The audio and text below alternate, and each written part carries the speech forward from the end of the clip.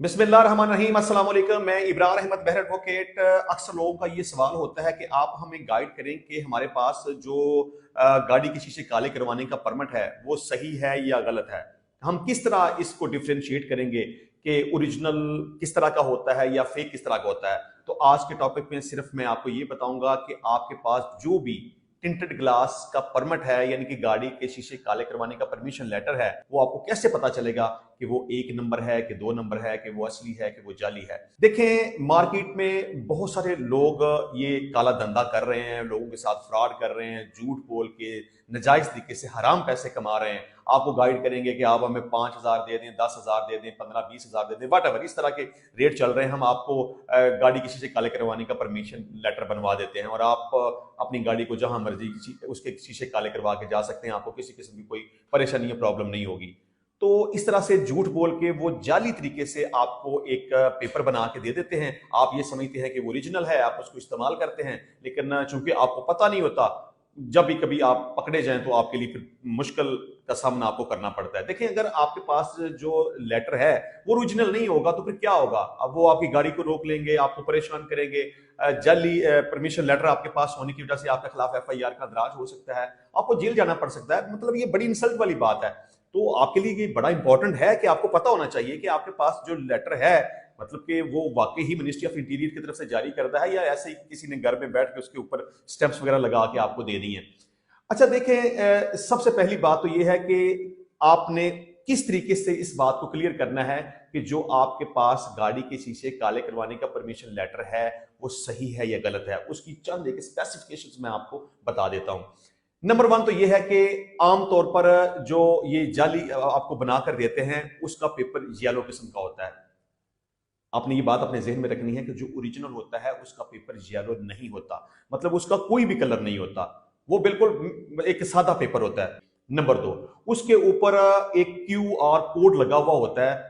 आपको बनाकर देने वाला ये कहता है कि जी मैंने ये बिल्कुल सही तरीके से आपको बना के दिया है। आप अपने मोबाइल कैमरे से इस QR कोड को आप स्कैन करें, आपका जितना भी रिजल्ट है वो सारे का सारा ऑनलाइन आपके मोबाइल के अंदर शो हो जाएगा, मतलब आपको पता चल जाएगा कि ओरिजिनल है। ठीक है। जिसके ऊपर QR कोड लगा होगा उसके बारे में आप ये जान लें कि वो ओरिजिनल नहीं है। ठीक है। तीसरे नंबर पे वो आपके साथ क्या फ्रॉड करेगा, वो कहेगा कि जी इसका स्टेटस ऑनलाइन मालूम करने का बड़ा आसान तरीका है, ये फलां इसकी वेबसाइट है, आप गूगल पे जाएं, अपना जो आपकी स्पेसिफिकेशन है वो उसके ऊपर डालें, मतलब इसका फॉर्म नंबर वगैरह या अपनी डिटेल उसके ऊपर डालें, आपका सारा जो रिकॉर्ड डिटेल है आपके सामने आ जाएगी। मतलब आप इसको ऑनलाइन चेक कर सकते हैं। आपने याद रखना है कि जो ओरिजिनल होता है मिनिस्ट्री ऑफ इंटीरियर की तरफ से जारी करदा, उसका स्टेटस आप ऑनलाइन चेक नहीं कर सकते। मतलब ना तो QR कोड के जरिए आप उसको ऑनलाइन चेक कर सकते हैं, ना उसको वेबसाइट के ऊपर या गूगल वगैरह के ऊपर जाके आप उसको ऑनलाइन चेक कर सकते हैं, और ना ही उसके पेपर का कलर येलो होता है। चौथे नंबर पे उसके ऊपर मल्टी मतलब कलर्स की स्टैंप्स वगैरह लगी होती हैं, 3-4 मुख्तलिफ किस्म की स्टैंप्स लगी होती हैं, और खास तौर पर एक स्टैंप उसके ऊपर लगी होती है, यूज्ड फॉर ऑल व्हीकल्स। मतलब ये कि आपके पास कोई भी गाड़ी हो उसके लिए आप इस परमिशन लेटर को इस्तेमाल कर सकते हैं। तो याद रखें कि ऐसा भी बिल्कुल नहीं होता।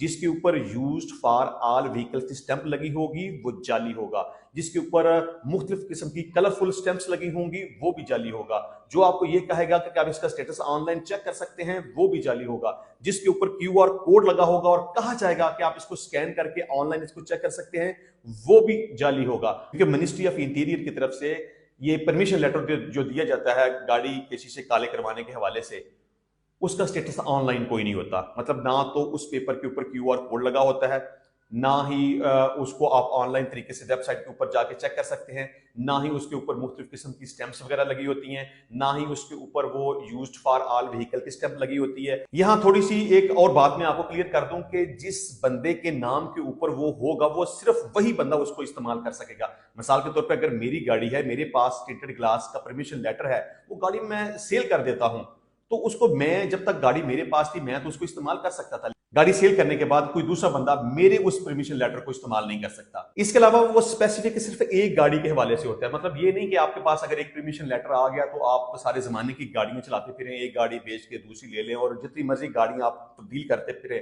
सिर्फ वो एक परमिशन लेटर के ऊपर ही आप काम चलाते रहें। नहीं, स्पेसिफिक एक बंदे के नाम पे होता है और स्पेसिफिक एक गाड़ी के हवाले से होता है। यानी जिस गाड़ी का परमिशन लेटर बनाया गया है सिर्फ उस गाड़ी की हद तक ही उस गाड़ी के शीशे ब्लैक किए जा सकते हैं, किसी दूसरी गाड़ी के लिए उस परमिशन लेटर को इस्तेमाल नहीं किया जा सकता। ये जो ओरिजिनल पेपर होता है वो बिल्कुल एक सिंपल सादा व्हाइट कलर का एक पेपर होता है। उसके ऊपर गाड़ी के मालिक की तमाम डिटेल और उसके बाद गाड़ी की तमाम डिस्क्रिप्शन और डिटेल लिखी होती है। उस पेपर के नीचे डिप्टी सेक्रेटरी सिक्योरिटी के सिग्नेचर होते हैं और उसके नीचे एक ऑफिशियल नंबर दिया गया होता है। यानी कि जो भी आपके पास टिंटेड ग्लास का परमिशन लेटर है उसकी आप ऑनलाइन तरीके से वेरिफिकेशन नहीं करवा सकते। हाँ, जो उसके ऊपर एक नंबर लिखा गया है उसके ऊपर कॉल करके उसकी वेरिफिकेशन की जा सकती है, या आपको पर्सनली मिनिस्ट्री में जाके आप उसकी वेरिफिकेशन करवा सकते हैं। मतलब क्यूआर कोड के जरिए या उसका ऑनलाइन तरीके से किसी भी तरह से आप उसका स्टेटस मालूम नहीं कर सकते। तो मुझे उम्मीद है कि मेरी ये वीडियो आपके लिए बड़ी हेल्पफुल होगी। इंशाल्लाह मिलते हैं नेक्स्ट टाइम नई वीडियो में नए टॉपिक के साथ। तब तक के लिए मुझे इजाजत दीजिए। अल्लाह हाफिज।